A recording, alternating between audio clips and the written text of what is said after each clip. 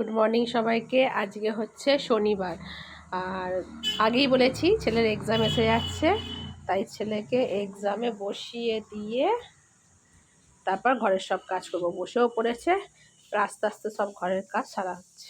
আজকে কি হয়েছে? আজকে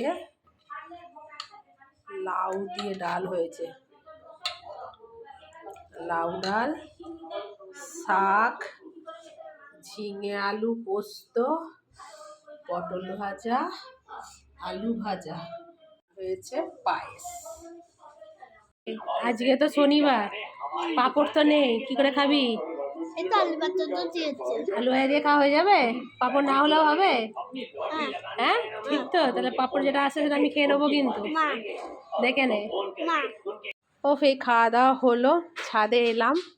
আজকে শনিবারের বাজারেও এত লেট, নিরামিষের বাজারে। আর ছেলে ওখানে বদমাইশি করতে ব্যস্ত। বাবু কি করছিস রে?